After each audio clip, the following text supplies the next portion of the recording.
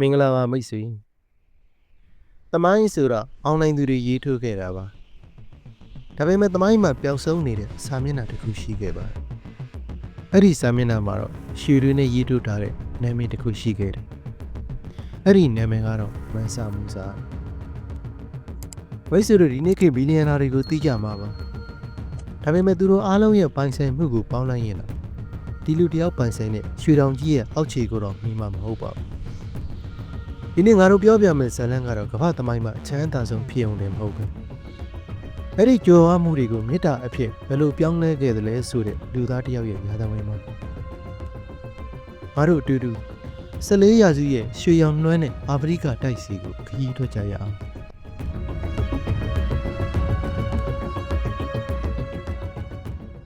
မာလီသဲကနရာတွေကဘုံကွယ်နေတဲ့ရတနာတကြီးမှာဒီမြေဟာတာမန်မြေမဟုတ်ဘူးခြေဘဝအောက်ကမြေကြီးကိုတူးလိုက်တဲ့ရွှေတွေထက်လာတဲ့မြေဘူးစာဒီမြေမှာမွေးဖွားခဲ့တယ်သူဟာမာလီမာယာကိုတီထောင်ခဲ့တဲ့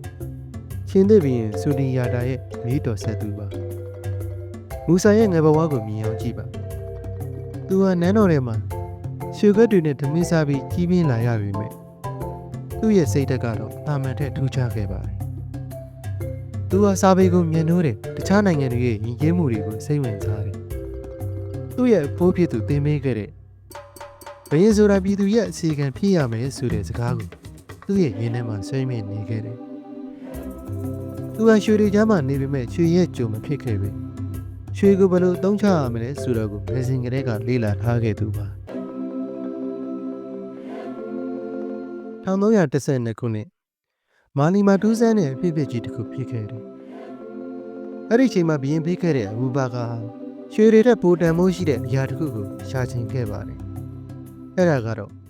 အတ္တလန္တိတ်သမုဒ္ဒရာရဲ့အဆုံးကိုသူရှာချင်ခဲ့တာပါ။သူဟာသင်္ဘောအစီးပေါင်း2000ကိုရိတ်ခါတွေပြည့်တင်းပြီးအတ္တလန္တိတ်သမုဒ္ဒရာလေးကိုစွန့်စားခရီးထွက်ခွာခဲ့ပါတယ်။ဒါပေမဲ့သူပြန်ရောက်မလာခဲ့ပါဘူး။သမုဒ္ဒရာကြီးကသူ့ကိုဝါမျိုးသွားခဲ့သလားဒါမှမဟုတ်တခြားကဘာအသစ်တစ်ခုကိုသူရောက်သွားသလားဘယ်သူမှမသိပါဘူးဒီလိုနဲ့ဒုတိယအာဏာရပုဂ္ဂိုလ်ဖြစ်နေတဲ့ယူငန်လေးမူစာဟာမန်ဆာအီဂရေးဆိုတဲ့ဘွဲကိုဆက်ခံခဲ့ပါတယ်သူဟာဘီရင်ဖြစ်လာချိန်မှာအသက်အရန်ငယ်သေးပါတယ်ဒါပေမဲ့သူ့ရဲ့ပခုံးပေါ်မှာတော့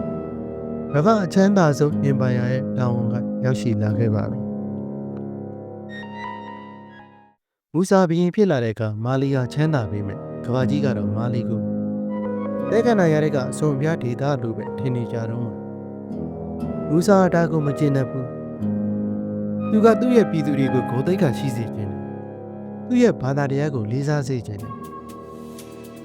အဲ့ဒီမှာပဲသူဟာသမိုင်းတစ်လျှောက်အကြီးအကျယ်ဆုံးခရီးစဉ်ကြီးကိုစီစဉ်တော့တာပါပဲအဲ့ဒါကတော့အာရက်ဒေသရဲ့မက္ကာကိုဖျားဖို့သွားဖို့ပါဒါပေမဲ့ဒီခရီးကကိုယ့်အတွက်ကိုကုသိုလ်ယူဖို့တက်သေးပြရုံနဲ့မဟုတ်ဒါအာဖရိကရဲ့အစွမ်းစားကိုကဘာကြီးကိုချပြဖို့အတွက်ထွက်လာတဲ့ရွှေရောင်တန်တမန်အဖွဲ့ကြီးပါသူဟာပြည်သူတွေရဲ့လိုအပ်ချက်ကိုသိတယ်ကဘာကြီးကသူ့ရဲ့တိုင်းပြည်ပေါ်ထားတဲ့အမြင်ကိုလည်းပြောင်းလဲစေခြင်းနဲ့စိတ်ကြီးကြီးရှိခဲ့ပါတယ်1324ခုနှစ်ခရီးစဉ်စတင်တဲ့နေ့မာလီမြို့တော်ကနေထွက်လာတဲ့လူတန်းကြီးကိုမြင်အောင်ကြည့်ပါလူပေါင်း6000ကျော်စစ်တီတော်တွေကပိုးတဲ့အကောင်းစားတွေကိုဝစ်ပြီးရွှေတွေစီချဲထားတဲ့ဓာတ်တွေကိုကင်ထားကြတယ်ကျုံပေါင်း12000ကျော်သူတို့တယောက်စီရဲ့လက်ထက်မှာ4ပေါင်ခွဲ4ချိန်ရှိတဲ့ရှေတောင်ဝေးတစ်ချောင်းစီကိုကင်ထားရတယ်အဲ့ဒီနောက်မှာတော့ကလအုပ်စီးပေါင်း80ကလအုပ်တစ်စီးရဲ့အပေါ်မှာရွှေပေါင်ချိန်300စီတင်ထားကြတယ်ဒါကိန်းကနန်းတွေမဟုတ်ဒါဟာမြင်ကွင်းတစ်ခုပါသဲကနာရရဲ့အဝါရောင်သဲပင်ပေါ်မှာရွှေရောင်တွေကနေရောင်နဲ့တီဗီမျက်စိကျိတ်မတဲ့တောက်ပန်နေတာပါဒီလူတန်းကြီးရဲ့အခြေကမိုင်မောင်းများစွာရှိတယ်အရှိဆုံးကလူကမြို့ပြင်ရောက်နေချိန်မှာနောက်ဆုံးကလူကနန်းတော်တွေကမထွက်ရသေးဘူးဒါကမ္ဘာသမိုင်းမှာအခမ်းအနားဆုံးခရီးစဉ်ကြီးတစ်ခုပါပဲဒါပေမဲ့ရွှေတွေရှိနေုံနဲ့ခရီးကမချောမွေ့ပါဘူးသဲကနာရဆိုတာသေမင်းတမန်နေရာတစ်ခုပါ မြင်မာတဲ့အမှုချင်းရေကားရှားပါနေမင်းတွေကမျက်စိတွေကိုသဲတွေမှုတ်သွင်းနေတယ်ဒီနေရာမှာမူဆာရဲ့နှလုံးသားကိုငါတို့တွေးရပါသူဟာဘယင်ဖြစ်ပေမဲ့တီးတန့်မနေပါဘူးသူဟာပြည်သူတွေနဲ့အတူမြေကြီးပေါ်မှာအိတ်တယ်အတူတူလမ်းလျှောက်တယ်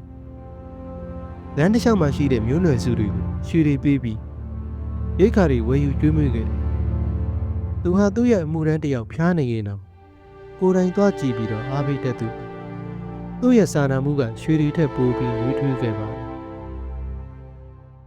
1324ခုနှစ်ဇူလိုင်လခီးသွွားပွဲကြီးဟာအီဂျစ်နိုင်ငံကန်ယူမြို့ကိုရောက်ရှိလာခဲ့တယ်။ကန်ယူမြို့သူမျိုးသားတွေကအံ့ဩလို့ပါဇက်ဟောင်းသားဖြစ်ကြံခဲ့တယ်။သူတို့တခါမှမမြင်မှုတဲ့အနက်ရောက်အီဂရီကြီးဟာရွှေတွေကိုလက်ဘဝတွေကသဲတွေလိုကျဲချနေတာကိုမူဇာလမ်းမေကတောင်းရမ်းသူတွေဗလီကျောင်းကအမှုရန်တွေဈေးတွေအားလုံးကိုရွှေတွေပေးခဲ့တယ်။သူဟာတောက်ကြနေတိုင်းမှာဗလီကျောင်းအသစ်တစ်ခုစီကိုဆောက်လုပ်ဖို့နေပြီးခဲ့တယ်။သူပေးခဲ့တဲ့ရွှေတွေကများလွန်းလို့ကန်ယူရဲ့ဈေးကွက်ထဲမှာရွှေဆိုတာခဲမြင့်သီးတွေတဲ့တုံပေါ်များသွားခဲ့ပါတယ်။ပြည်သူတွေကသူ့ကိုရွှေမိုးရွာပေးတဲ့ဘယင်းလိုတောင်တင်စားခေါ်ခဲ့ကြပါတယ်။မူဇာရဲ့ရောမှုကနောက်ဆုံးမှာတော့အီဂျစ်နိုင်ငံရဲ့စီးပွားရေးကြောရိုးကိုရိုက်ချိုးလိုက်တယ်လို့ဖြစ်သွားခဲ့တယ်။မူဇာရွှေတွေကိုလက်ဘဝတွေကသဲပွင့်တွေလိုရရရောပေးခံခဲ့တာ။ဒါပေမဲ့အရာရာပေါ်များလို့ရင်တန်ဖို့မဲ့သွားတတ်တယ်။မူဆာရွှေတွေလက်ကားပေးဝေလိုက်လို့အီဂျစ်ရဲ့ဈေးကွက်ထဲမှာရွှေတွေဟာလမ်းမေကကြောက်ခဲတွေလိုပေါ်များသွားခဲ့တယ်။ရှားလက်ကတော့ရွှေရဲ့တန်ဖိုးဟာမြင်းနှင်းရလမ်းဆိုင်တယ်လို့ထိုးကျသွားပြီ။ကုန်စည်နှုန်းတွေဟာအစမတန်ထိုးတက်သွားတော့တာပါ။ကိုင်ရမျိုးရဲ့စီးပွားရေးဟာဆယ်စုနှစ်တစ်ခုကျော်အောင်ပြန်မထူနိုင်ပဲအမောင်ဖုံးသွားခဲ့ရတယ်။ဒါသမိုင်းမှာလူတယောက်ရဲ့ရေရောမှုကြောင့်နိုင်ငံတစ်ခုရဲ့စီးပွားရေးစနစ်တစ်ခုလုံးကမောက်ကမဖြစ်ပြီးပြိုလဲခဲ့ရတဲ့တစ်ခုတည်းသောဖြစ်ရပါပဲ။ဒါဟာသမိုင်းမှာအဆိုးအဝါဆုံးဂုဏ်စင်းနှုန်းတက်မှုကြီးပါပဲ။ဦးစားဒါကိုသိတဲ့အခါသိမကောင်းဖြစ်ခဲ့ရတယ်။ဘာရဲ့စေတနာကပြည်သူတွေကိုဒုက္ခပေးနေပါလားဆိုတဲ့အတိတ်ကသူ့ကိုညာတိုင်းသိမပြောအောင်လုပ်ခဲ့တယ်။သူဟာနောင်နှံ့ရခဲ့တယ်။သူဟာသူ့ရဲ့ကြွယ်ဝမှုတွေကိုဂုဏ်ဖော်ဖို့သုံးခဲ့တာမဟုတ်ဘူး။ပြည်သူတွေပြောစီခြင်းလို့သုံးခဲ့တာဒါပေမဲ့ရလက်ကတော့ဆန့်ကျင်ပဲဖြစ်နေခဲ့ပြီဒီနေရာမှာမူဆာဟာတကယ်အီဂရိစစ်စစ်ဖြစ်ကြောင်းသက်သေပြခဲ့တယ်သူဟာငါပေးပြီးပြီပဲငါနဲ့မဆိုင်တော့ဘူးလို့ခါခါတီတီမလုပ်ခဲ့ပါဘူးသူဟာကိုင်ရိုရဲ့စီးပွားရေးကိုပြန်ခဲ့ဖို့အတွက်အစီအစဉ်တစ်ခုကိုဆွဲခဲ့တယ်သူဘာလုပ်ခဲ့လဲသိတယ်သူဟာသူ့မှာကြံနေတဲ့ငွေကြေးတွေအဖို့တန်ပစ္စည်းတွေကိုသုံးပြီးကိုင်ရိုကရွှေတွေကိုဈေးနှုန်းအမြင့်နဲ့ပြန်ဝယ်ယူခဲ့တယ်ဈေးကွက်ထဲကရွှေတွေကိုပြန်ထုတ်သိမ်းလိုက်တာပေါ့ဒါဟာသမိုင်းမှာလူတစ်ယောက်တည်းကနိုင်ငံတစ်ခုရဲ့စီးပွားရေးကိုကိုယ်တိုင်ဖျက်ဆီးခဲ့တယ်လို့ကိုယ်တိုင်လည်းပြန်လဲကူစားပေးခဲ့တဲ့တစ်ခုတည်းသောဖြစ်ရပါပဲသူဟာသူ့ရဲ့အမှားအတွက်တာဝန်ယူခဲ့တယ်ဒါဟာရွှေတဲ့တန်မိုးရှိတဲ့ခေါင်းဆောင်မှုပဲဖြစ်ပါတယ်ခင်းစင်ပြီးမာလီကိုပြန်ရောက်တဲ့အခါမူဆာရွှေတယ်မဟုတ်ပဲရွှေထက်တန်မိုးရှိတဲ့ဦးနောက်တွေကိုတည်ဆောင်လာခဲ့သူဟာအာရကဘာမှာထိတ်တန့်ပညာရှင်တွေပြည်သူကပညာရှင်တွေကိုတပါးတည်းခေါ်ဆောင်လာခဲ့တယ်သူဖြစ်စေချင်တာကသူ့ရဲ့တိုင်းပြည်ဟာအစာအုပ်တွေနဲ့တည်းမဟုတ်ပဲအသိဉာဏ်တွေထဲမှာပြည့်စုံနေဖို့သူကတီဗာဒူးမြို့ကိုကမ္ဘာပညာရေးဗဟိုချက်ဖြစ်အောင်တည်ဆောက်ခဲ့တယ်ဆန်ဂိုရီ University ဟာအဲ့ဒီခေတ်ကကမ္ဘာပေါ်မှာအကြီးဆုံးပညာရေးဌာနတစ်ခုဖြစ်လာခဲ့တယ်